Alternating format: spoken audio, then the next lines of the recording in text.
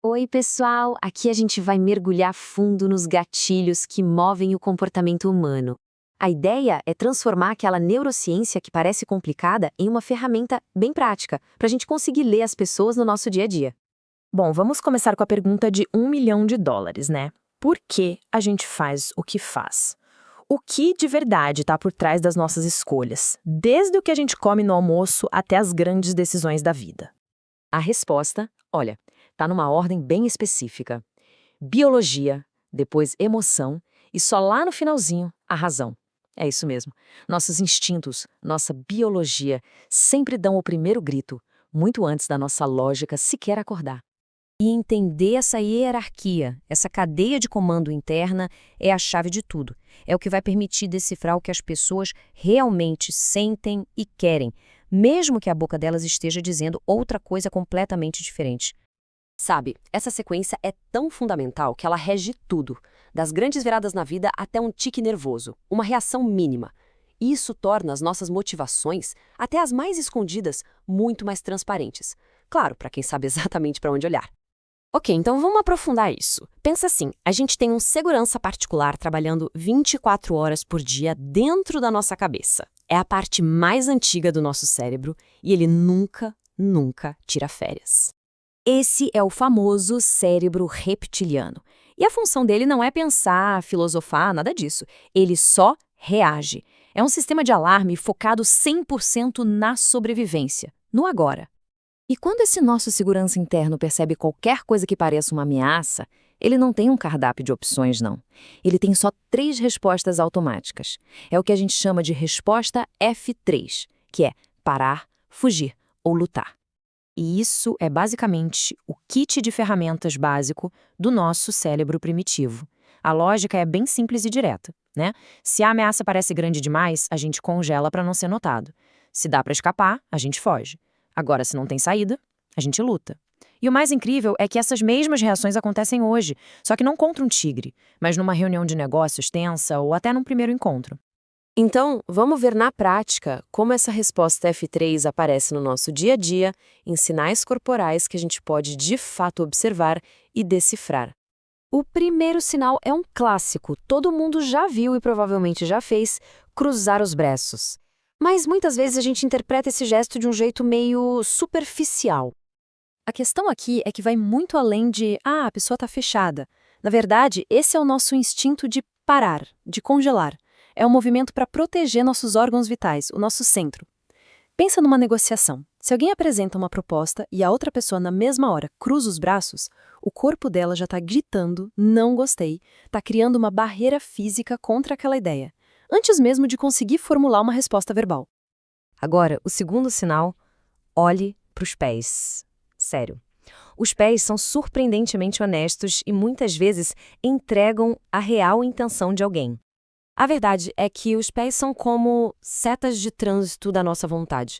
Eles indicam para onde a gente realmente quer ir. São talvez a parte mais sincera do corpo, porque a gente não pensa em controlá-los. Eles mostram a intenção de ficar ou de ir embora, muito antes da gente admitir isso. Então, aqui entra a resposta de fuga. Os pés começam a mirar na rota de escape mais próxima. Se você está numa conversa e os pés da pessoa estão apontados para a porta, pode apostar, a mente dela já está querendo ir embora, mesmo que o corpo ainda esteja ali por educação. E o terceiro sinal, um pouco mais sutil, mas extremamente poderoso, os punhos fechados. Quando a gente se sente ameaçado, mas ao mesmo tempo sente que tem chance de vencer a situação, o cérebro ativa a resposta de luta. E fechar os punhos é o primeiro passo inconsciente para se preparar para o combate. Fique de olho nisso num debate. A pessoa pode até estar sorrindo, mas se os punhos ficam cerrados, talvez debaixo da mesa, o corpo dela está sinalizando uma resistência enorme e que ela vai defender o ponto de vista dela com unhas e dentes. Mas nem tudo é linguagem corporal, né? Existe também uma técnica verbal, uma espécie de atalho para a gente sacar rapidinho o que é mais importante para uma pessoa. E essa técnica se resume a uma pergunta bem simples, mas que revela muito: em quem você se espelha e quem você simplesmente não suporta. Olha que interessante. Os ídolos de alguém mostram os valores, as crenças, aquilo que a pessoa aspira a ser. Já os vilões, Eles revelam os medos, os limites, os comportamentos que a pessoa quer evitar a qualquer custo. É basicamente um mapa da bússola moral daquela pessoa. Para fechar, vamos juntar tudo isso num kit de ferramentas bem prático para começar a usar agora mesmo. Então, o que a gente precisa guardar? Primeiro, a ordem de comando é sempre biologia, emoção e só depois razão. O instinto fala mais alto. Segundo, fique de olho nos sinais do F3. Braços cruzados indicam parar. Pés apontando para a saída indicam fugir e punhos fechados indicam lutar. E terceiro, use o teste dos ídolos e vilões para entender os valores mais profundos de alguém. Entender esses impulsos primitivos é como ganhar uma lente nova para enxergar as interações humanas. A pergunta muda, né? Não é mais, será que as pessoas estão mostrando o que sentem? Mas sim, será que a gente está prestando atenção aos sinais? Agora que o código está na mesa, o que será que ele vai permitir que cada um de nós decifre por aí? Olá! Sabe aquela situação em que a gente tem o melhor argumento do mundo, os dados, a lógica, mas simplesmente não consegue convencer ninguém? Nessa análise, a gente vai mergulhar na neurociência para decodificar o comportamento humano e entender o que de fato aperta o botão do sim no cérebro das pessoas. Vamos começar com uma cena bem simples. Imagina só, no meio de uma conversa, uma pessoa fecha o punho. Um gesto pequeno, quase imperceptível. Mas a questão é, o que isso realmente significa? É só um tique nervoso? Ou será que o cérebro está enviando um sinal muito mais primitivo, muito mais antigo? É exatamente isso que a gente vai desvendar. Para entender qualquer comportamento, a gente precisa sacar um conceito que é fundamental. A nossa mente não é uma coisa só. Na verdade, é como se operássemos com 3 cérebros diferentes, cada um com sua própria agenda, sua própria linguagem. E o resumo da ópera é esse aqui. A gente tem o cérebro reptiliano, que é pura reação, focado em sobreviver. Depois o cérebro mamífero, que é o nosso lado animal, que lida com as emoções, com o sentir. E por último, o neocórtex, a parte que pensa com lógica e palavras. Reagir, sentir e pensar. 3 sistemas brigando pelo controle dentro da nossa cabeça. Vamos começar pelo mais antigo, o cérebro reptiliano. Pensa nele como o segurança da balada. Ele não quer saber seu nome, não quer ouvir sua história. Ele só está interessado em uma coisa: representa uma ameaça ou não. Se a resposta for sim, ele ativa o modo lutar ou fugir na hora. Ele não pensa, ele reage. Agora, o cérebro mamífero. Esse é o nosso centro emocional. É daqui que vem a intuição, a confiança, o ciúme, o amor. Ele não entende de palavras. A linguagem dele são imagens e sentimentos. Sabe aquela sensação visceral sobre alguém que se acabou de conhecer? É esse cérebro trabalhando. É por isso que um primeiro encontro ou uma reunião de negócios muitas vezes é decidida nos primeiros segundos, muito antes de qualquer proposta ser feita. E por último, o neocórtex, o nosso cérebro racional, o que nos faz humanos. É a parte que fala, que organiza as palavras, que faz contas e planeja o futuro. Mas o grande papel dele, na maioria das vezes, é ser o advogado de defesa. Ele é mestre em criar justificativas lógicas para as decisões que os outros 2 cérebros já tomaram. Certo. Então temos 3 cérebros. Mas a pergunta que fica é: quem manda? Quem está realmente no controle quando a gente interage com o mundo? A resposta revela uma hierarquia secreta e fascinante. Então, a pergunta de $1 milhão é essa. Ao conhecer alguém, seja numa negociação ou num flerte, o que entra em ação primeiro? A nossa parte lógica, que analisa os fatos, ou a nossa parte emocional, que sente o ambiente? E a resposta, olha, pode ser uma surpresa. É o cérebro animal. A gente adora se ver como seres racionais, né?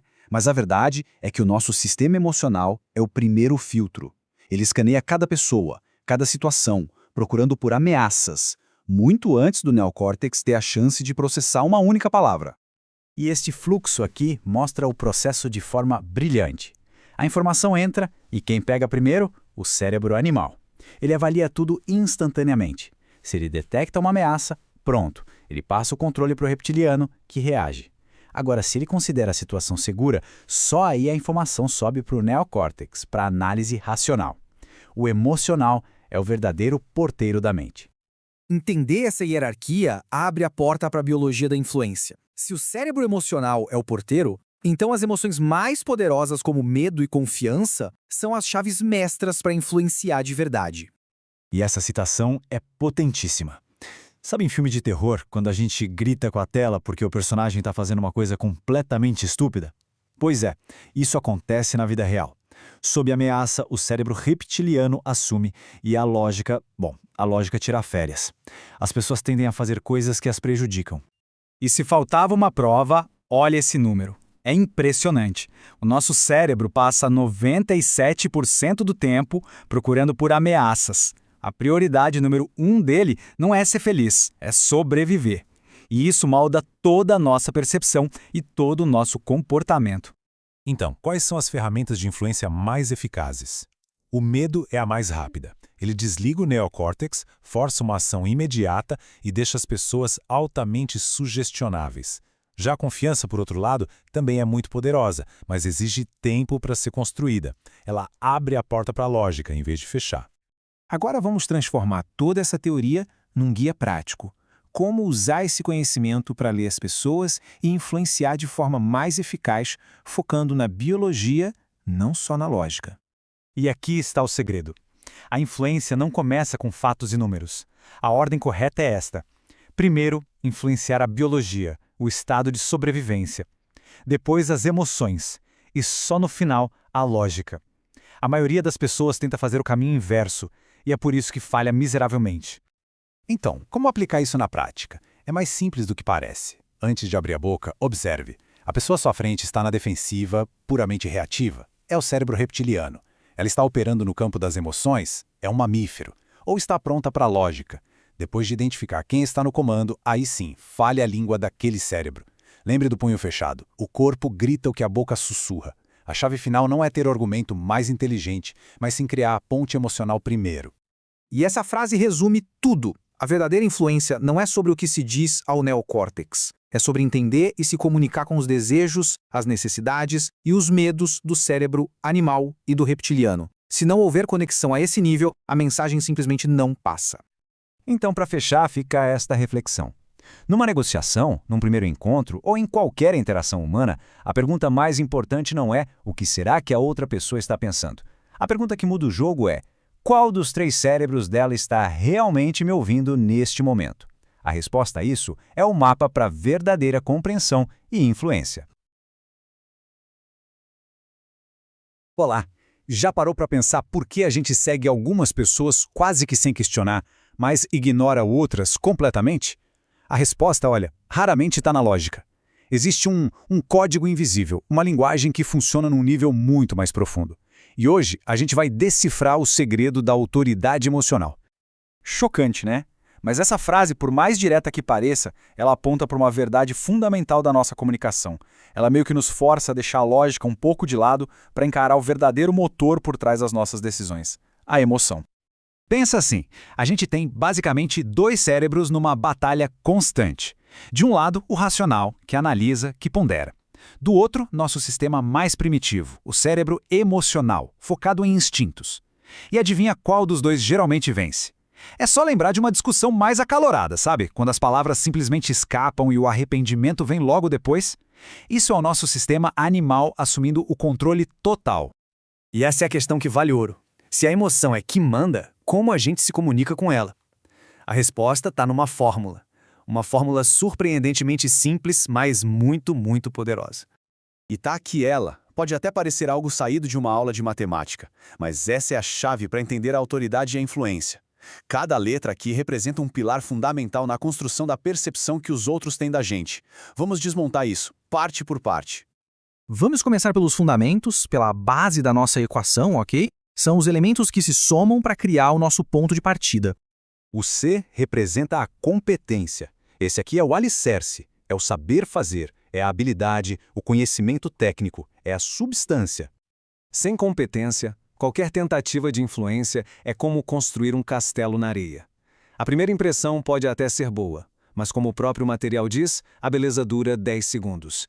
Se não tiver substância por trás da aparência, a máscara cai, e cai rápido. Esse é o pilar inegociável. Em seguida, a gente tem o M de marca, e isso vai muito além do que se sabe fazer. Tem a ver com como essa competência é percebida pelo mundo. A marca é a percepção pública da sua competência. Pensa num chefe de cozinha super famoso contra um cozinheiro desconhecido. Os 2 podem ser excelentes, mas a marca do chefe abre portas e gera uma confiança imediata, antes mesmo do prato chegar na mesa. É basicamente a embalagem da competência. Certo, ter uma base sólida de competência e marca é ótimo, mas é como ter uma Ferrari com o freio de mão puxado. O que é que realmente libera todo esse potencial? O que transforma essa soma numa multiplicação exponencial? Agora a gente entra nos multiplicadores. São esses dois elementos que pegam aquela base e elevam tudo para um nível completamente diferente de influência. L de ligação e N de novidade. E é crucial entender isso aqui. Eles não somam, eles multiplicam. Isso significa que o impacto deles é imensamente maior. A psicologia por trás da novidade é fascinante. Nosso cérebro primitivo está programado para procurar o que é novo, seja uma ameaça ou uma oportunidade. Por isso, a novidade captura tanto a nossa atenção. Pensa num restaurante. Casais que estão no começo do namoro olham um para o outro. Os que já estão juntos há muito tempo ficam olhando ao redor, buscando estímulos novos. A novidade libera dopamina e mantém o cérebro focado. Ok, a gente tem competência, marca e novidade. Mas tem uma variável que funciona como uma chave mestra para todo esse sistema. E sem ela, todo o resto simplesmente desmorona. Vamos voltar para a matemática por um segundinho. Na fórmula, o L de ligação multiplica tudo. Agora pensa comigo. Se o valor de L for zero, o que acontece com o resultado final? Não importa o quão gigante seja o C ou o M. Exatamente, zero. Um zero absoluto. Não importa a competência, não importa a marca. Se a ligação for nula, o poder de influência é totalmente anulado. O ponto crucial é este. A ligação é a variável de ouro. Sem uma conexão emocional, sem confiança, toda a competência e a marca mais impressionante do mundo se tornam invisíveis. A ligação é um único canal por onde a autoridade consegue fluir. A teoria é muito interessante, mas vamos fazer um pequeno exercício mental para a gente sentir o poder da autoridade em ação. Agora, um pedido. Imagina um livro nas suas mãos. Olhe para o número da página. Memorize esse número. Agora toque nesse número 2 vezes. Feche o livro. E agora abra-o de novo. Uma pergunta simples. Por que a maioria das pessoas simplesmente seguiria essas instruções? Não tem uma razão lógica, não tem um benefício claro, mas o comando foi dado. O que explica essa obediência quase que automática? A resposta é autoridade. Quando uma figura é percebida como autoridade, o nosso cérebro emocional, o nosso inconsciente, entra numa espécie de piloto automático. Ele obedece, ele não questiona, ele segue. Isso mostra de uma forma brilhante o poder que a autoridade percebida exerce sobre a gente, muitas vezes sem que a gente nem se dê conta. Então, qual é a grande lição disso tudo? Primeiro, que a autoridade é um fenômeno do cérebro emocional. Segundo, que a conexão, muitas vezes, supera a competência. É por isso que líderes são admirados pelo carisma, pela forma como fazem as pessoas se sentirem e não só pelos detalhes técnicos. A ligação emocional é a verdadeira fonte da autoridade. E para finalizar, fica a reflexão. Pense nas figuras de autoridade que existem ao seu redor, seja no trabalho, na sociedade. Usando essa fórmula que a gente viu, de onde vem essa autoridade? Vem da competência, da marca, ou lá no fundo, vem do poder da ligação que foi estabelecida? A resposta pode ser bem surpreendente.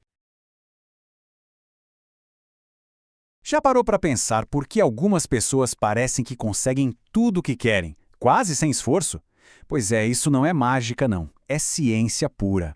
Hoje, a gente vai decodificar as regras da atração e da influência, que valem para tudo, viu? Do trabalho ao romance. E o melhor, mostrar como qualquer um pode virar esse jogo usando a psicologia a seu favor.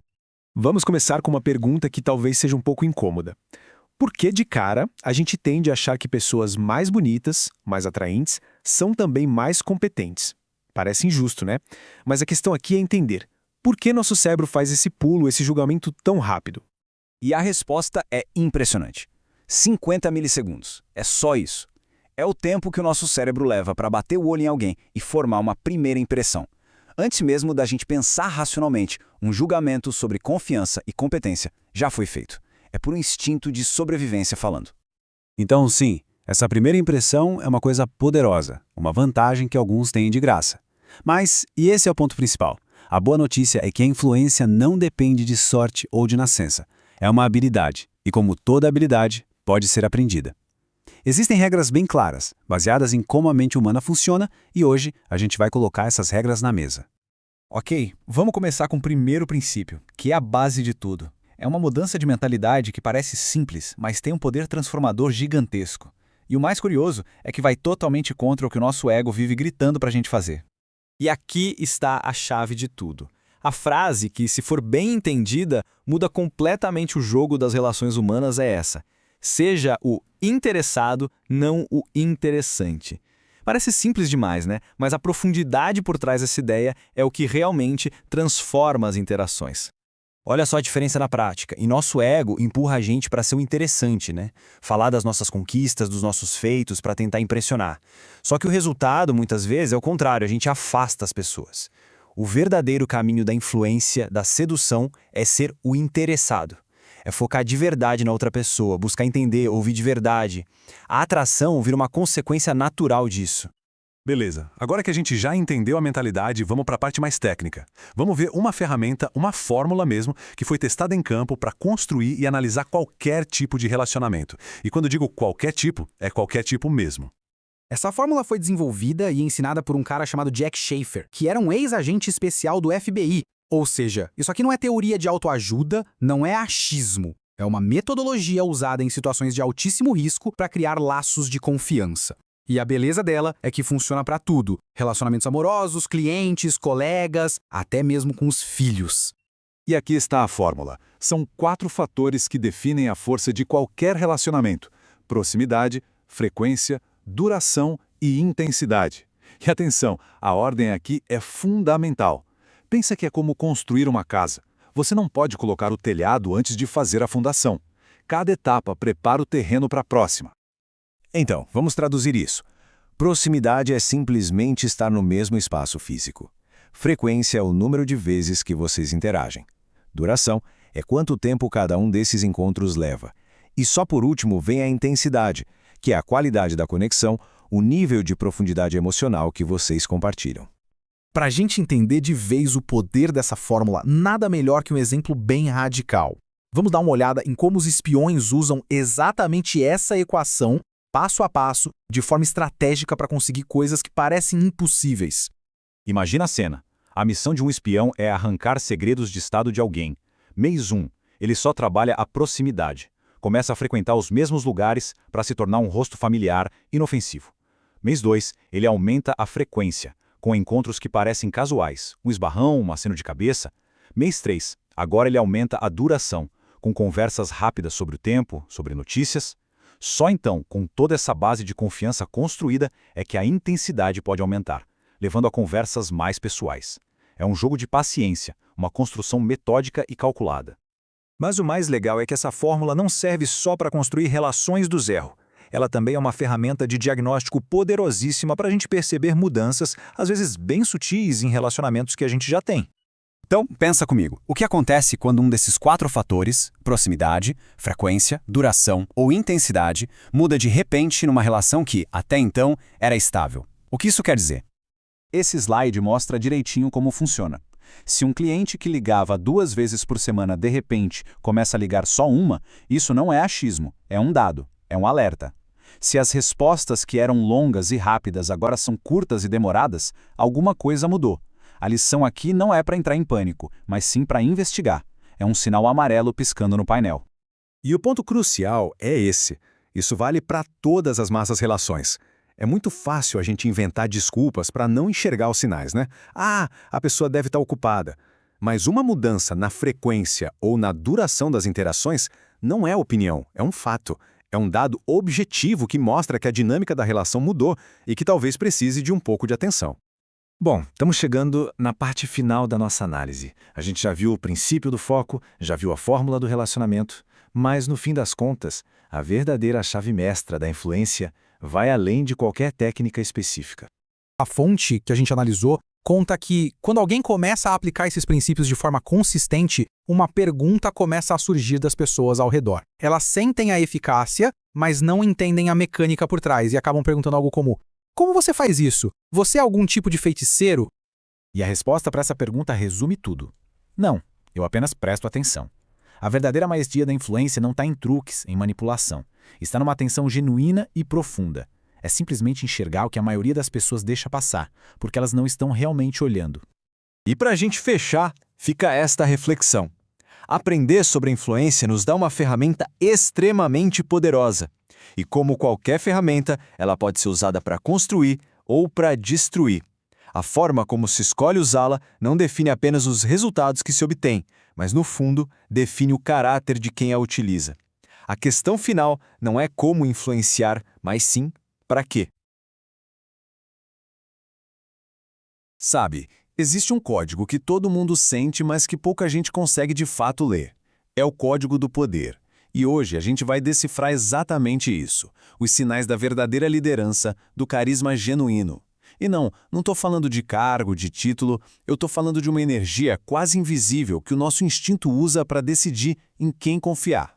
Pensa bem, numa reunião de trabalho, talvez num primeiro encontro, ou até num almoço de família. Assim que a gente entra num lugar, o nosso cérebro, de forma quase instantânea, começa a mapear a dinâmica de poder. É como se a gente tivesse um radar biológico que aponta, olha, essa pessoa é para seguir. A liderança de verdade não precisa de crachá, não precisa se anunciar. Ela é simplesmente sentida. Ok, vamos mergulhar nisso de cabeça. A base de tudo está aqui, nessa distinção que é crucial. A liderança autêntica, ela é como a gravidade. A gente não vê, mas sente a força dela organizando tudo ao redor. Agora, a liderança forçada, essa é diferente. Ela precisa fazer barulho, precisa de anúncio para existir. E aqui está, o sinal de alerta universal. Pode vir de um chefe, pode vir num relacionamento. Essa frase é o equivalente a um castelo de cartas tremendo na base. No momento em que alguém precisa falar, precisa verbalizar a própria autoridade, na verdade essa pessoa está admitindo que não a tem de forma genuína. É um grito de socorro do cérebro, uma confissão de insegurança pura e simples. Olha só esse contraste, ele revela tudo. De um lado, a liderança que a gente sente é biológica, está ligada à nossa necessidade mais primitiva de seguir quem nos protege. Ela é invisível, é confiante. Do outro lado, a liderança declarada é o oposto. É reativa, é insegura e depende o tempo todo de justificativas, de argumentos racionais, porque, no fundo, o instinto não está ali para validar ela. Então, beleza. Como é que a gente identifica essa insegurança na prática, no campo de batalha do dia a dia? Vamos abrir aqui o nosso dossiê de inteligência. A gente vai analisar agora os sinais físicos, os verbais e os comportamentais que entregam a falta de controle, exatamente como um espião faria ao avaliar um alvo. O corpo nunca mente. Uma postura encolhida, por exemplo, é uma tentativa do nosso instinto de parecer menor, de se proteger. Aqueles movimentos rápidos, sabe? Balançar a perna sem parar, tocar no rosto. Isso é o corpo liberando energia nervosa. Pensa num negociador que não para de ajeitar a gravata. O corpo dele está gritando o desconforto que a boca está tentando esconder. É um alarme interno que não desliga. Agora, vamos ouvir a voz. Falar rápido demais ou muito alto não é sinal de confiança, viu? É uma tentativa desesperada de dominar o espaço sonoro por puro medo de ser interrompido. Pedir desculpas o tempo todo ou ficar culpando os outros são táticas de desvio.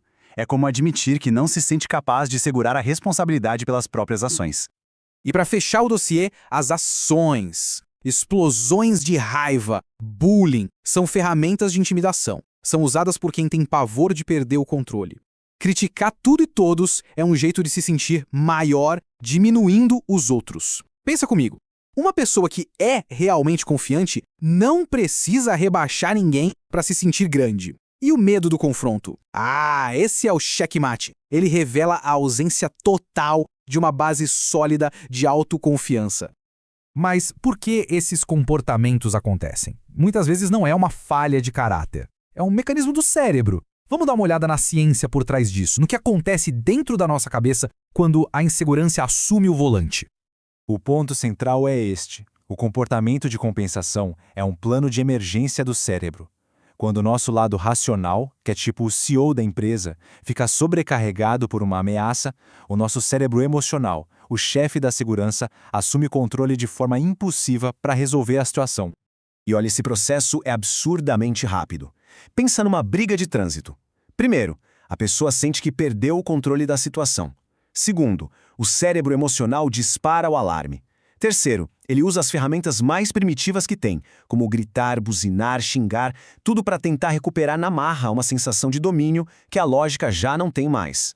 Certo. Agora que a gente já entende os sinais e a ciência por trás deles, como é que aplicamos isso na vida real?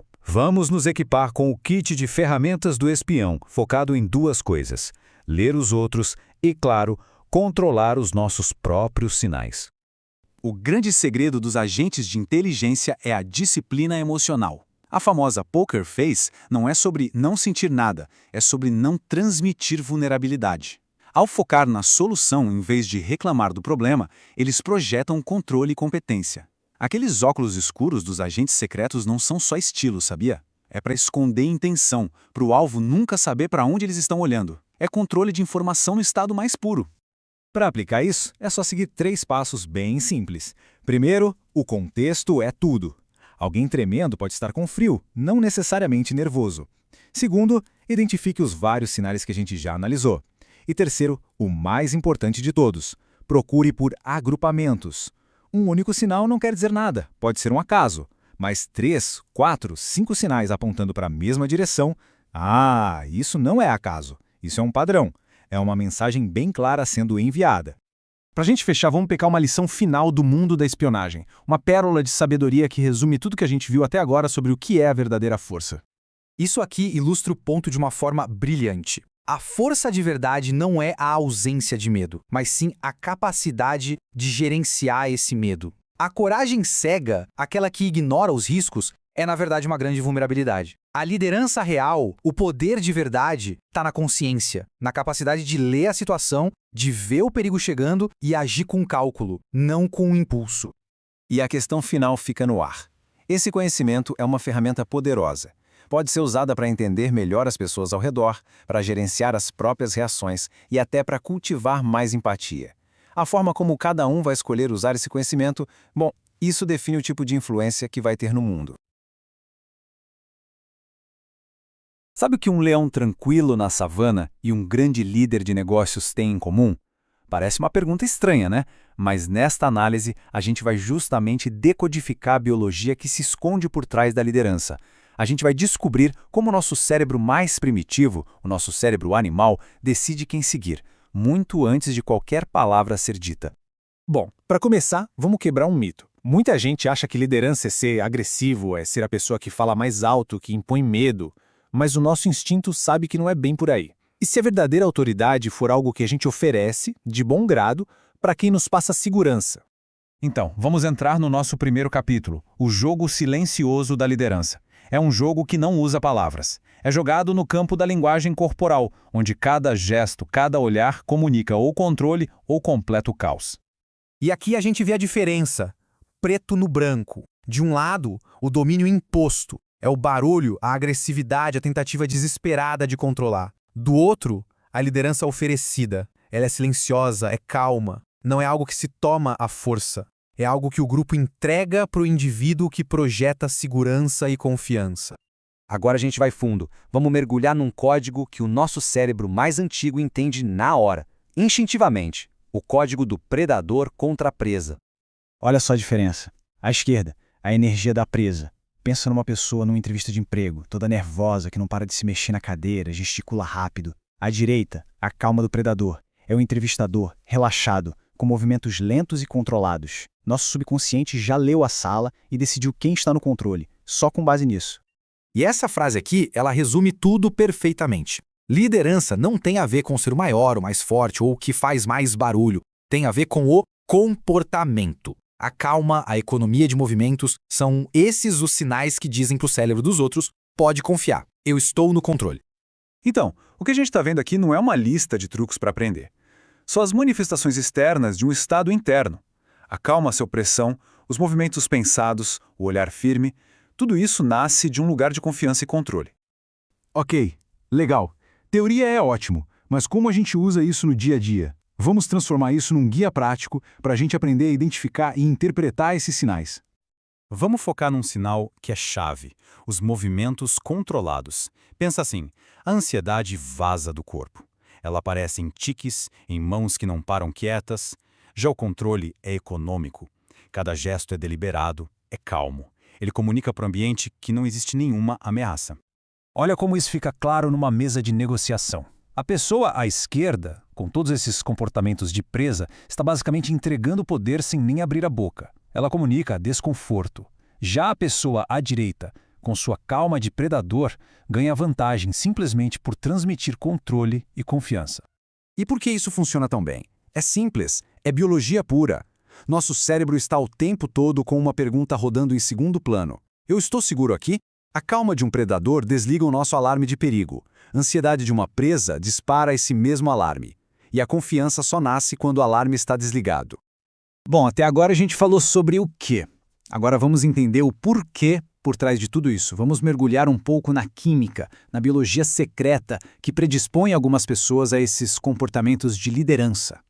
Como o gráfico mostra, a testosterona não é um hormônio da agressão como muita gente pensa.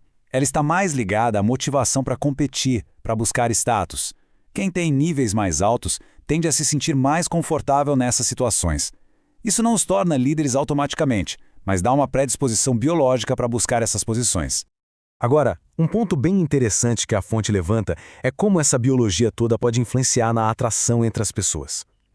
A teoria sugere que, por uma questão evolutiva, o cérebro feminino pode estar mais sintonizado para detectar sinais de liderança, que no fundo são sinais de segurança e proteção. Já o cérebro masculino, por sua vez, teria uma resposta inicial mais visual. É claro que isso é uma simplificação, mas reforça a ideia central. A capacidade de transmitir segurança é um traço extremamente poderoso e atraente. E isso nos leva a uma verdade fundamental. Liderança não é um terno que se veste para uma reunião, é a pele que se habita.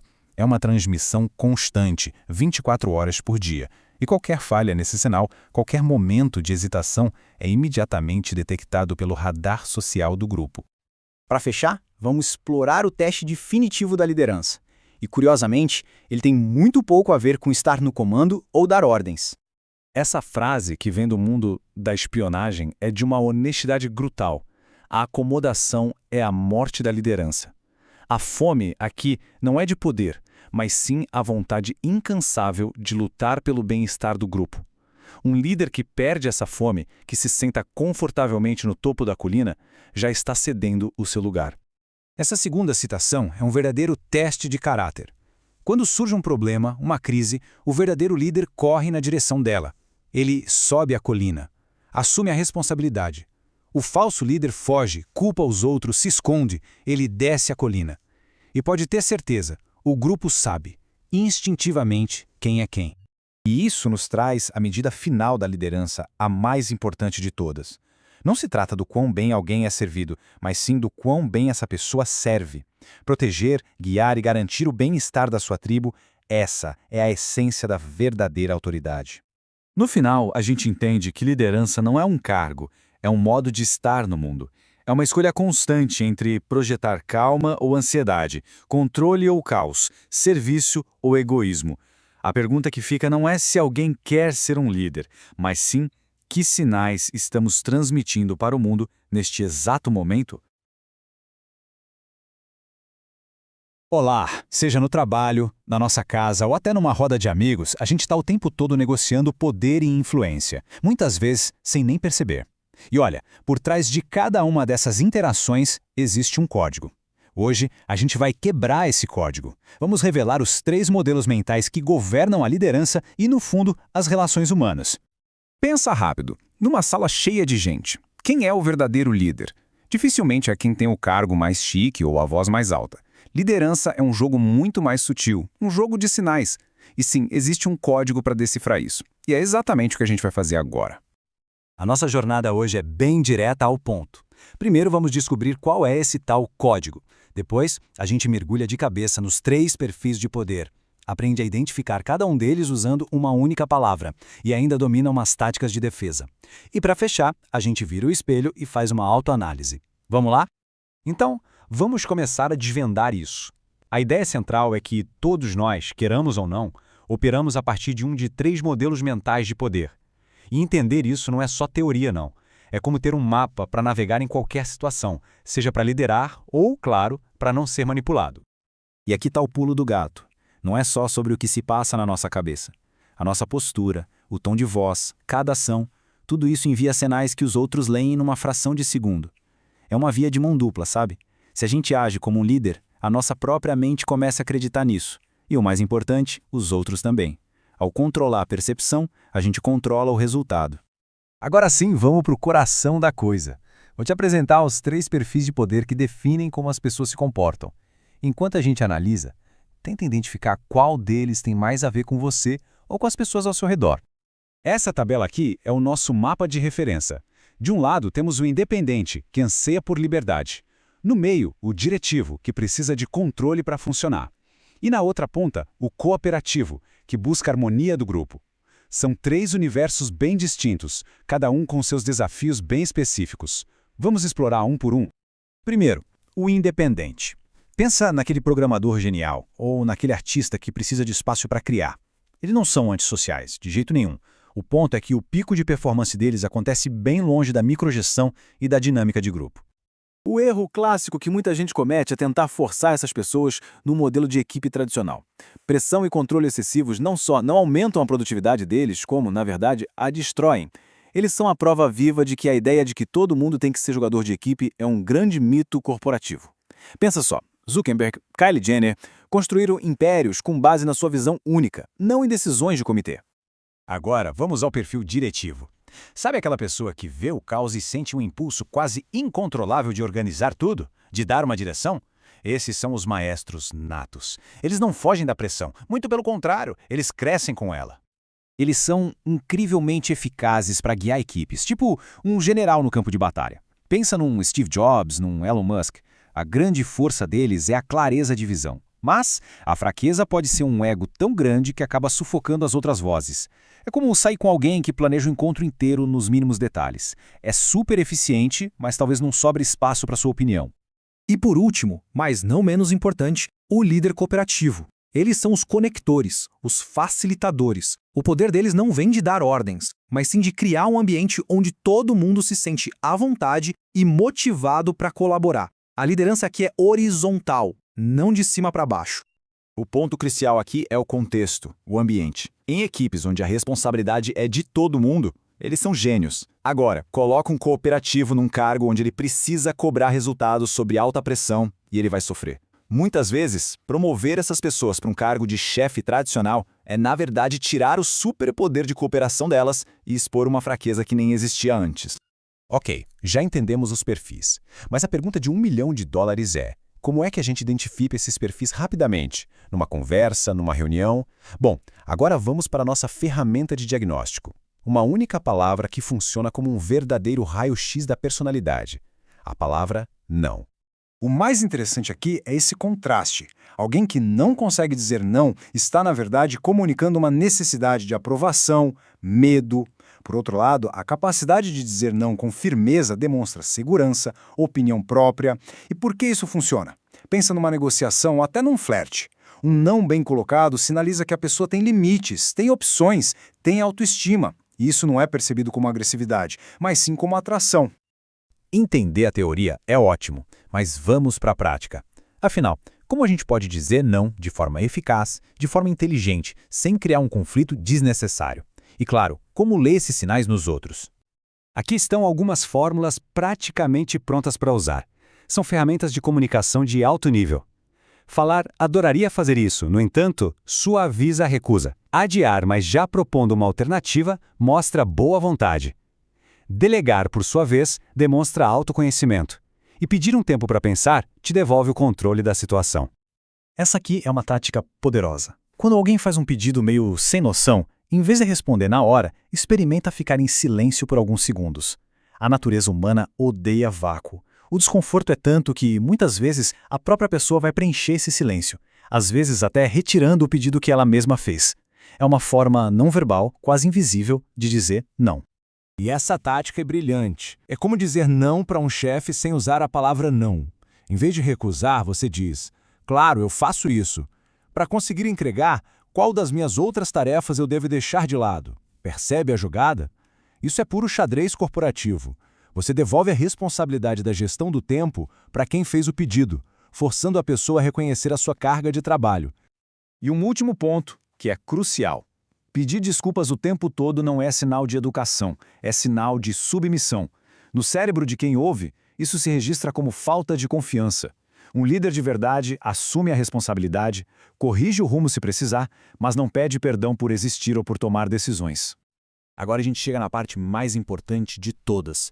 Vamos virar o espelho. Depois de analisar tantos outros, chegou a hora de usar todo esse conhecimento para a gente se entender um pouco melhor. Lembre-se Tudo se resume a estes 3 perfis. Provavelmente cada um de nós se inclina mais para um deles. Reconhecer qual é o seu perfil natural não é uma sentença, de forma alguma. Pelo contrário, é o ponto de partida para se tornar mais eficaz e mais consciente das suas próprias tendências. E eu vou deixar essa reflexão final. Da próxima vez que você disser sim para alguma coisa, pare e se pergunte: eu estou dizendo isso por um desejo genuíno de cooperar ou é por medo de dizer não? A resposta para essa pergunta diz absolutamente tudo sobre o seu estado atual de poder pessoal. Pense nisso. E aí, sabe aquela pessoa que parece ter um superpoder, que entende todo mundo e consegue o que quer? Pois é, hoje a gente vai desvendar isso. Vamos transformar a arte do carisma em uma ciência bem prática para você aprender a ler as pessoas como se fosse um livro aberto. Para começar, uma pergunta simples, mas que diz tudo. O que o olhar de um líder, ou de qualquer pessoa, realmente revela? Pensa bem. É muito mais do que a gente imagina. É tipo um mapa que mostra as intenções, a confiança e até as inseguranças mais escondidas. Beleza, vamos tirar tal ponto. Nosso roteiro para decodificar o comportamento humano vai ser o seguinte. Primeiro a gente vai entender a base de tudo. Depois, ler o que não é dito. Em seguida, vamos ver como o corpo nunca mente. Aí, vamos aprender a desmascarar os jogos de poder. E por último, o mais importante, como avaliar o verdadeiro caráter de alguém. Bora lá! Então, primeiro capítulo, decodificando a base. Para começar a ler alguém, a gente precisa saber como essa pessoa é no modo normal. Pensa nisso como se fosse a calibragem de um instrumento, sabe? Qual é o estado normal de energia, de expressão daquela pessoa? Sem isso, qualquer análise que a gente fizer pode dar totalmente errado. Olha que interessante essa distinção. Empatia contra simpatia. Líderes de verdade usam a empatia. Mas qual a diferença? É simples. Simpatia é você ver alguém num buraco e sentir pena. Empatia é entender o que a pessoa está sentindo, pegar uma escada e ajudar ela a sair de lá, entende? É uma ferramenta para agir, não só para sentir pena. E aqui tem um paradoxo muito louco. A perfeição, ela gera desconfiança. Por quê? Porque no fundo, a gente sabe que ninguém é perfeito. Então quando alguém parece perfeito demais, nosso cérebro liga um alerta. Agora, admitir uma pequena falha, sei lá, derrubar um café na camisa antes de uma reunião importante, isso te torna humano. Confiável. Mostra que você não está escondendo nada. Agora, um sinal que é batata, não tem erro na nossa era digital. O celular. Se o celular está guardado, a pessoa está ali, com você, presente.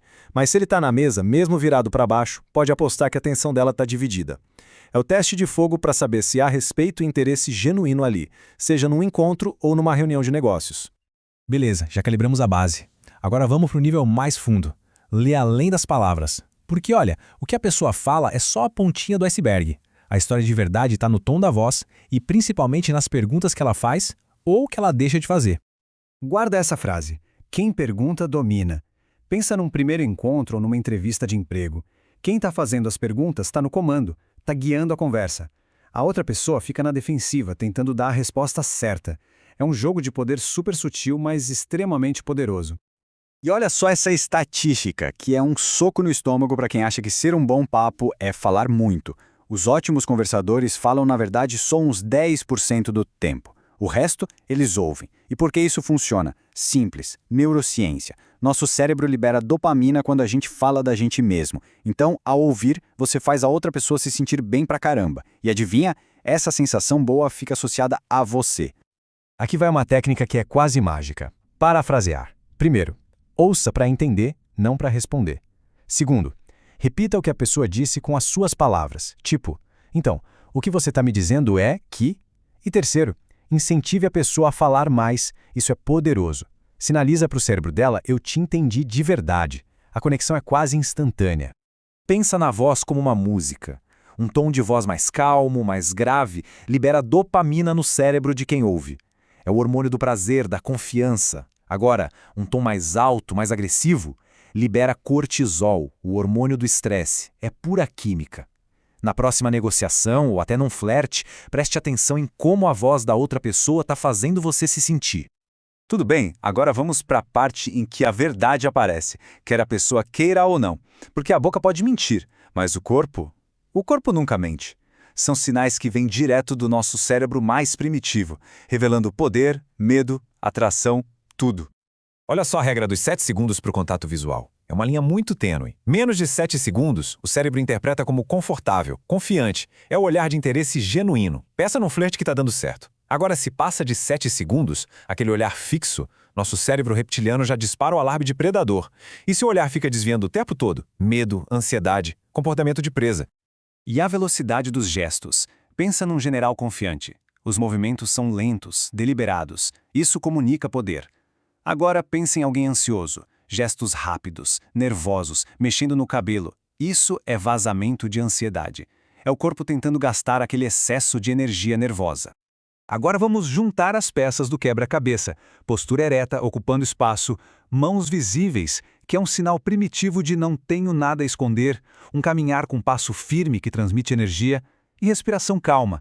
Quando você vê esse pacote todo, a mensagem é uma só e é bem clara: eu estou no controle. Ok, a gente viu os sinais que o corpo solta sem querer. Agora vamos falar das jogadas de poder, as manobras que as pessoas usam de propósito para ganhar influência e controle sobre a gente. Presta atenção nisso aqui, que é muito sutil, o sinal de controle. Me faz um pequeno favor? Tipo, pega aquele copo d'água pra mim. Parece inofensivo, né? Mas cada sim que a gente dá para esses micropedidos cria um padrão de concordância. A pessoa tá, na verdade, te treinando a dizer sim. Assim, quando o pedido grande vier, fica muito mais difícil dizer não. E essa aqui é clássica. Sabe aquele leve toque no antebraço quando alguém vai te pedir alguma coisa? Por que isso funciona tão bem? De novo, química cerebral. O toque libera ocitocina, o hormônio da conexão. Isso faz a gente se sentir mais conectado com a pessoa e, consequentemente, mais propenso a concordar com ela. É uma pequena invasão de espaço pessoal que baixa a nossa guarda. E aí fica a grande questão, pra gente sempre se perguntar: esse gesto, esse toque, foi amizade genuína ou foi uma jogada de influência? A chave para descobrir está no contexto. O toque veio junto com um pedido? Se sim, bom, a intenção provavelmente revela a tática. E agora, a gente chega na parte final e talvez a mais importante de todas. Como avaliar o verdadeiro caráter de alguém? Porque veja bem, carisma e técnicas de influência podem ser aprendidos, mas a essência de uma pessoa, essa se revela quando ela acha que ninguém importante está olhando. Quer a pista definitiva? O teste que não falha? Observe como uma pessoa trata a equipe de um restaurante, o motorista de aplicativo, o pessoal da limpeza. É muito simples. Se a pessoa é gentil com quem pode trazer algum benefício para ela, mas é rude com quem ela julga inferior, isso não é caráter. O nome disso é manipulação. E aqui, um sinal de alerta gigante, uma bandeira vermelha: o culpador crônico. É aquela pessoa para quem a culpa é sempre dos outros, nunca dela. Quando você encontra alguém assim, pode procurar que você vai achar raiva, irritação, reações exageradas. Mas por baixo de tudo isso, o que tem mesmo é manipulação. E no fundo, muito medo. Medo de ser visto como alguém que falha. Isso nos leva a uma regra de vida bem prática. Pessoas que são competentes nos seus casamentos, nas suas amizades, que mantêm relações saudáveis, tendem a ser mais competentes no trabalho também. Por quê? Porque caráter não se divide em fatias. Uma pessoa não é uma coisa em casa e outra completamente diferente no escritório. A responsabilidade transborda para todas as áreas da vida. Então é isso, a gente passou aqui por um verdadeiro arsenal de ferramentas para ler as pessoas. Mas a grande pergunta que fica para reflexão é: agora que os sinais são conhecidos, em quem se vai confiar? A decisão, agora, é muito mais consciente.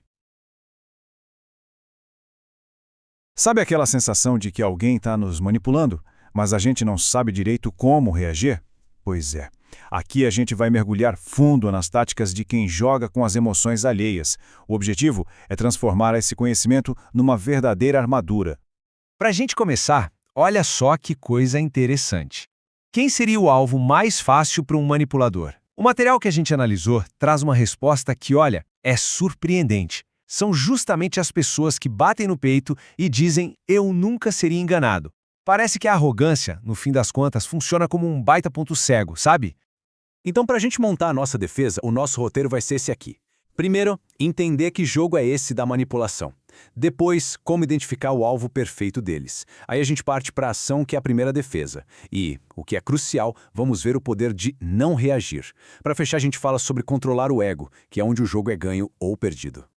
Ok, vamos lá. Primeiro passo, e esse talvez seja o mais complicado, hein? É simplesmente admitir que, sim, existe gente com má intenção por aí. E que qualquer um de nós pode virar um alvo. Aquela ideia de, isso nunca aconteceria comigo. Bom, é exatamente essa porta aberta que o manipulador está procurando. E aí vem o ponto-chave. A melhor defesa não é sair para a briga, não é o confronto, é a prevenção. Pensa só, 90% da proteção é conseguir antecipar a jogada do outro. Esse conhecimento todo que a gente está construindo aqui, ele é a nossa principal ferramenta para estar sempre um passo à frente. Certo. Então como é que um predador escolhe a presa? Não é aleatório, de jeito nenhum. Manipuladores são, antes de mais nada, observadores fantásticos. Eles ficam de olho em sinais bem específicos de vulnerabilidade. Vamos ver exatamente o que eles buscam. É só parar para pensar em como a gente age quando está distraído ou inseguro. A cabeça meio baixa, olhando para o celular o tempo todo, evitando olhar nos olhos das pessoas. Para quem manipula, isso aí é um sinal verde piscando. É como se fosse um convite, mesmo que inconsciente, dizendo: "Ei, eu estou vulnerável agora." Beleza? Então a ameaça foi identificada. E agora? Qual o próximo passo? Ação, movimento. Ficar parado é a pior coisa a se fazer. Seja sair fisicamente de um lugar ou, criar uma distância estratégica numa relação que está fazendo mal, o movimento é sempre a nossa primeira linha de defesa.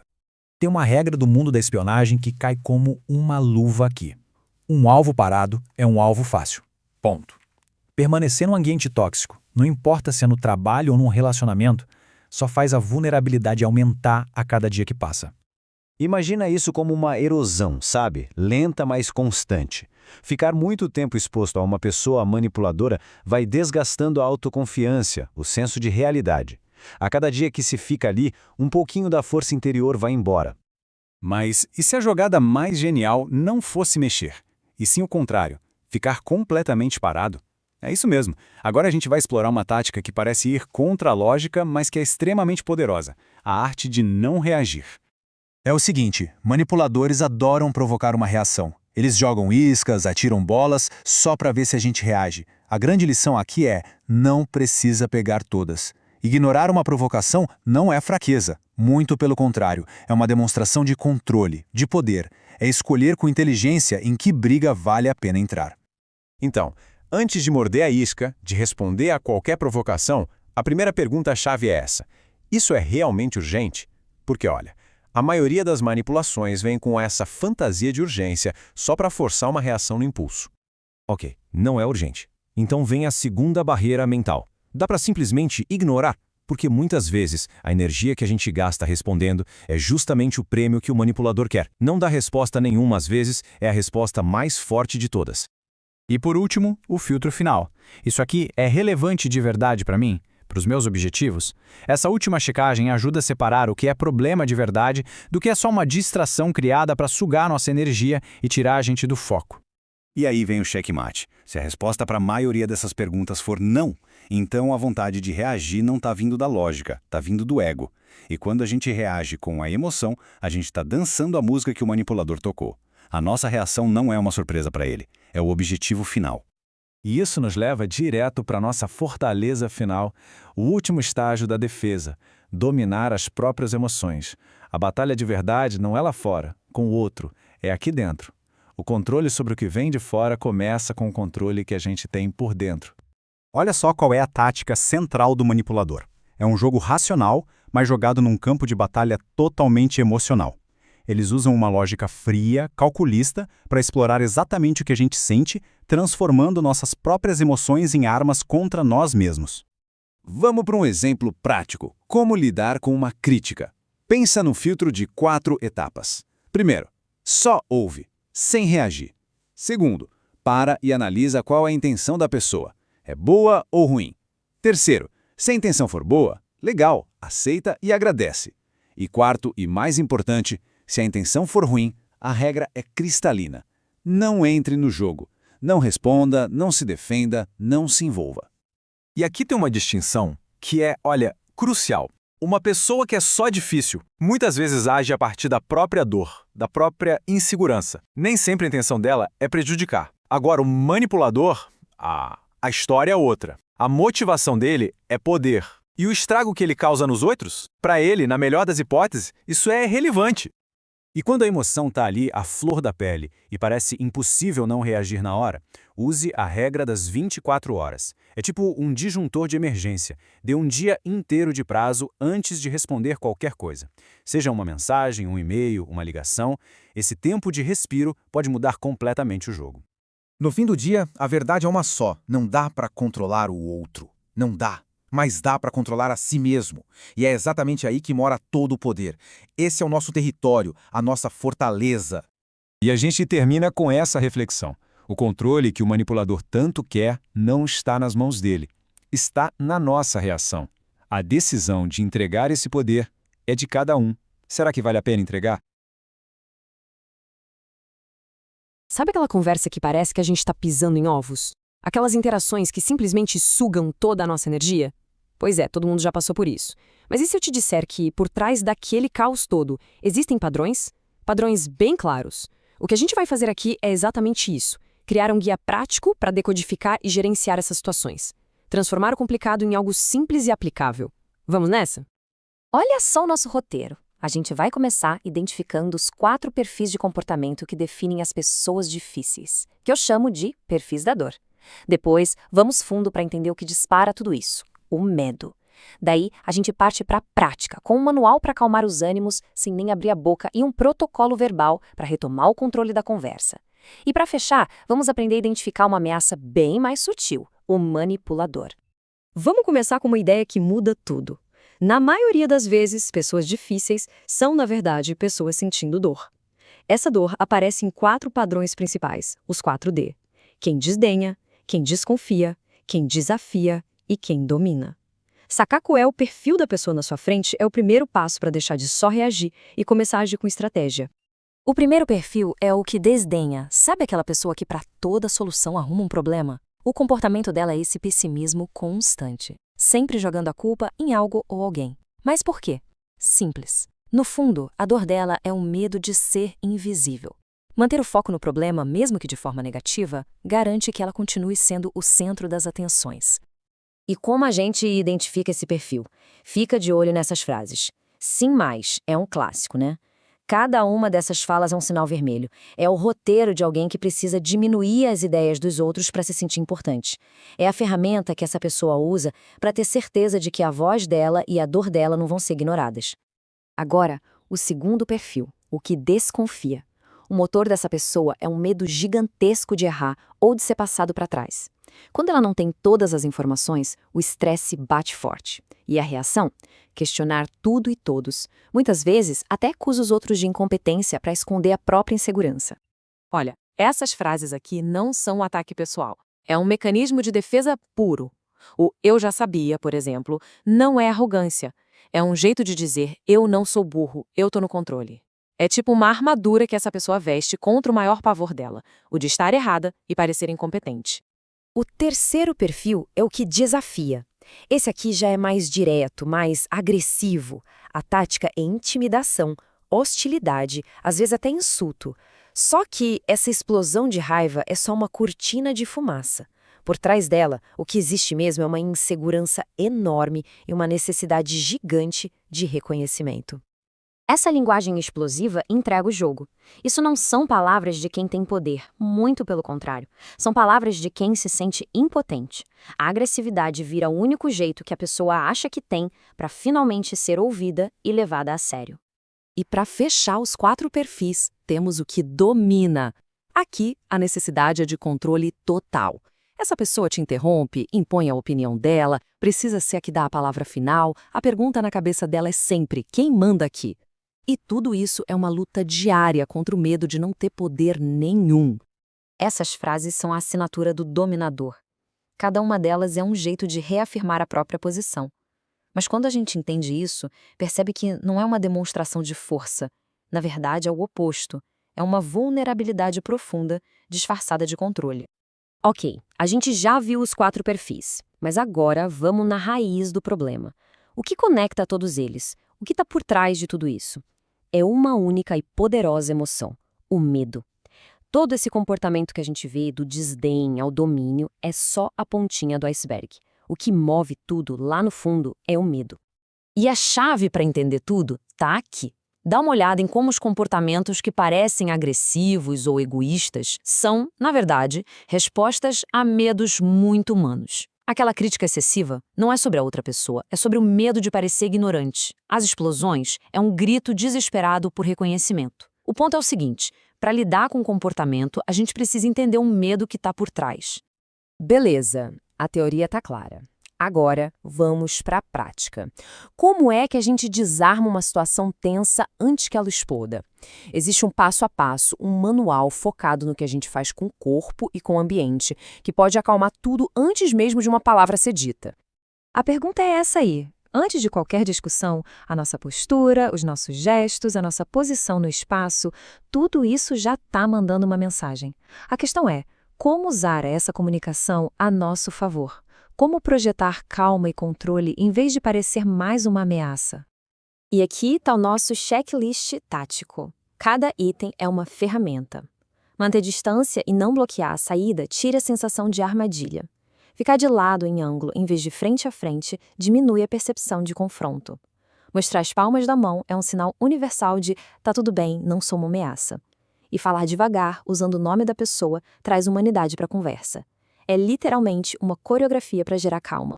Certo, já controlamos o ambiente com o nosso corpo. Agora vamos controlar a conversa com as palavras.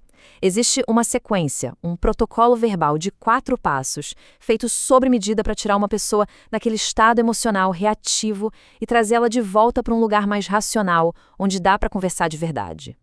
Vamos quebrar essa sequência. Primeiro, Maria, ouve aqui. Usar o nome quebra o transe. Segundo, você mostra interesse de verdade e isso desarma qualquer defesa. Terceiro, você fala 3 coisas que são fatos, que a pessoa não pode discordar. Isso cria um ritmo de concordância. E aí vem o passo genial, a confusão. Uma pergunta do nada, tipo, você é mais praia ou montanha? Quebra o loop da raiva, força o cérebro a pensar em outra coisa e aí sim abre espaço para o diálogo. Bom, até agora a gente falou de pessoas difíceis que são transparentes na sua dor. Mas existe uma categoria mais avançada e mais perigosa, o manipulador. É fundamental saber a diferença, porque as táticas para lidar com eles são outras. Aqui, a gente não está mais lidando com uma dor visível, e sim com uma agenda escondida. Uma pessoa difícil é previsível, o manipulador, não. Ele é um camaleão social. É simpático quando precisa de algo e vira outra pessoa quando consegue o que quer ou quando é contrariado. Ele usa a empatia não para se conectar, mas como uma arma. E é por isso que ele é mais perigoso. As intenções dele estão sempre escondidas atrás de uma máscara. Depois de tudo isso, a grande lição é a seguinte: o que parece um caos emocional, na verdade, tem regras. O conflito segue padrões. A dor segue um roteiro. E quando a gente aprende a ler esses padrões, a gente ganha o poder de não ser mais uma vítima da situação, mas sim alguém que sabe navegar conscientemente pelas interações humanas. E para fechar, fica uma última reflexão.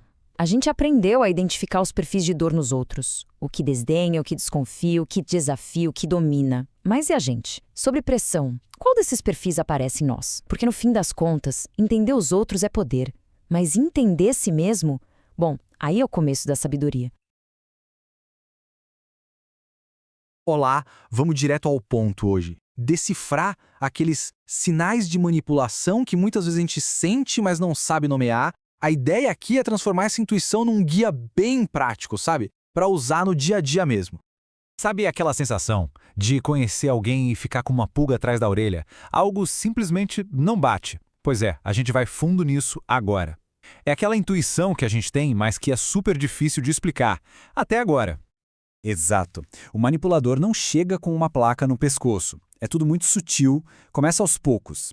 E é por isso que o nosso objetivo aqui é pegar essa sensação difusa e transformar em uma lista de coisas bem claras para a gente poder observar e identificar. Tudo baseado no material que a gente analisou, claro. Olha só o nosso roteiro de hoje. A gente vai começar entendendo o jogo da manipulação.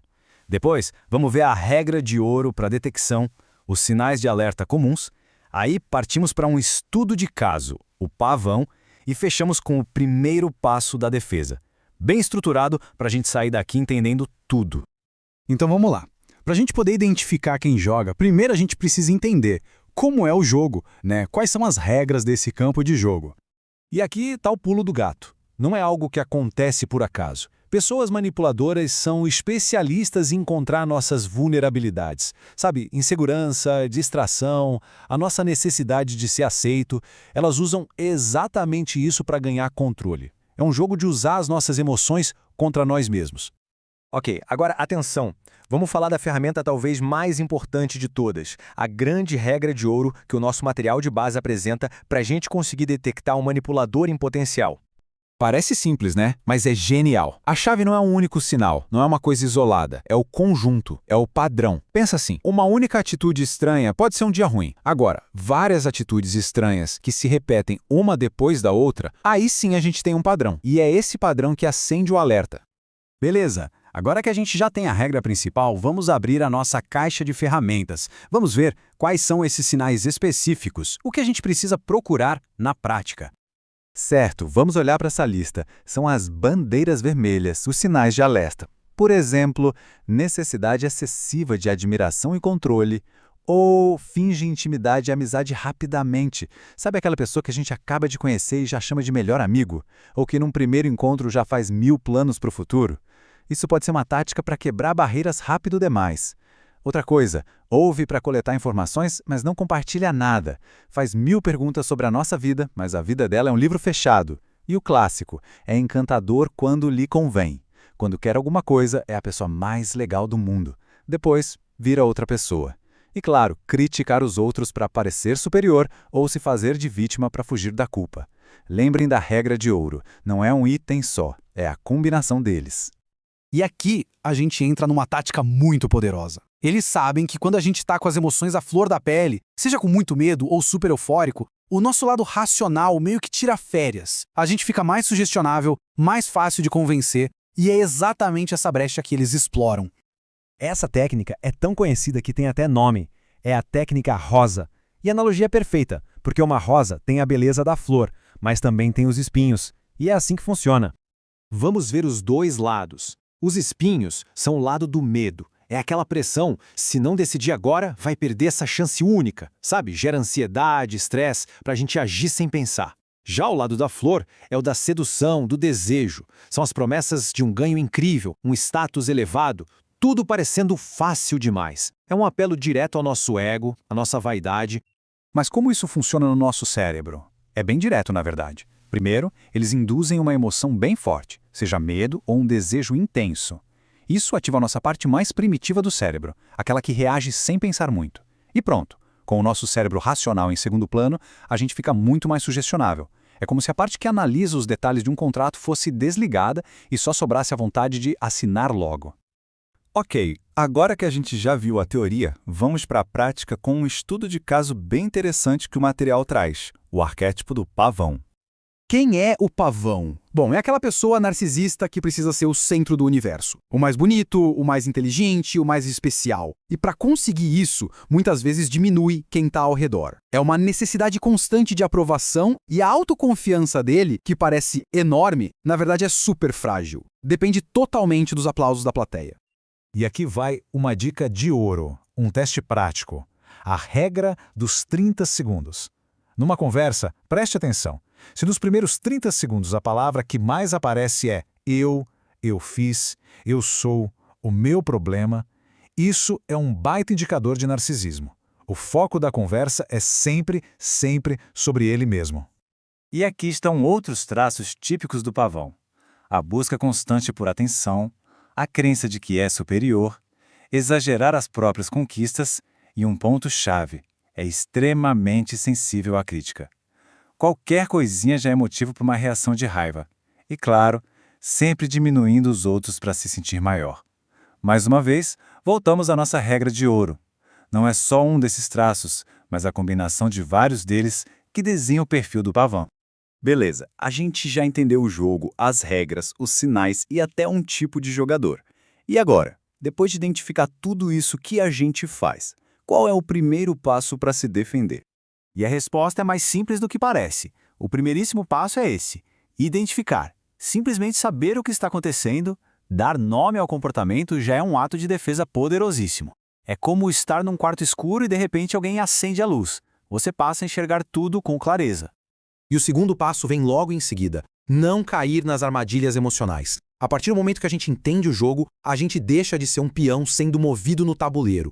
É possível proteger o próprio estado emocional e manter a cabeça fria, a racionalidade. Todo esse conhecimento é, no fim das contas, uma ferramenta. A ideia aqui foi equipar todo mundo para poder usar essa ferramenta da melhor forma.